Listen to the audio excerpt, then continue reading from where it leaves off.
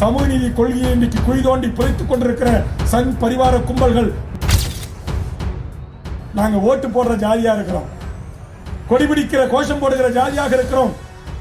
இந்த உண்மைகளை தெரிந்து கொண்டு வீதிக்கு வந்து இதை தட்டி தடுத்து நிறுத்துகிற தமிழ்ச்சாதி கூட்டமாக தமிழகம் மாறும். மாற்றத்திற்கான பணிகளை தான் எங்களை போன்றவர்கள் செய்து கொண்டிருக்கிறோம். எவ்வளவு நாளைக்கு எல்லா உரிமைகளையும் பலி கொடுத்துட்டு நாங்க பிச்சை கேட்க முடியும்? பிச்சை கேட்க முடியும்? எவ்வளவு கொடுமை! 38 ஆட்சித் தலைவர்கள் 16 பேர் மலையாளி. 16 பேர் மலையாளி. ஏன் இந்த ஆட்சித் தலைவர் பதவிகளிலே என் தமிழ்ச்சாவை தாழ்த்தப்பட்டவனோ, ஒரு கொங்கோ, ஒரு தேவனோ, ஒரு மண்ணியனோ, ஒரு கல்லனோ, ஒரு மொழியாரியோ, ஒரு அகமுடியரோ, ஒரு பிள்ளைமார் சமூகமோ, ஒரு நாடார் சமூகமோ ஏன்டா உட்காரக்கூடாது? இந்த அதிகாரிக்கு சேரே இருக்காது, காரே இருக்காது, டிரைவரே இருக்க மாட்டான். ஆனா வர்றவன் எல்லாம் இந்த டிஸ்ட்ரிக்ட் எஸ்பி எல்லண்டோ, north zone IG, central zone IG,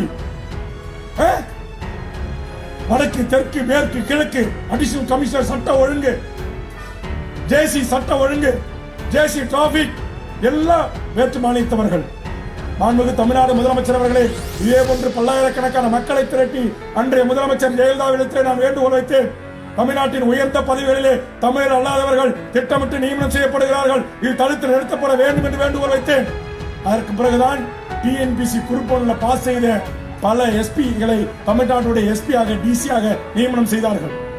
பல ஆர்டிஓவாக இருந்து ஐஏஎஸ் கண்பட ஐயாஸாக வந்த தமிழர்களை மாவட்ட ஆட்சித்தலைவராக நியமனம் செய்தார்கள்.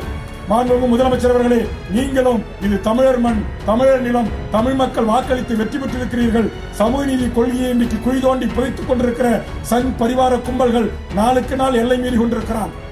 மத கலவரத்தை தூண்டுகிறான், சாதிய வன்மத்தை தூண்டுகிறான், சாதிய வன்முறையை தூண்டி தமிழ்ச்சாதிகளை பிரித்தாளும் சூழ்ச்சியை தொடர்ந்து செய்து வெற்றி பெற நினைக்கிறான்.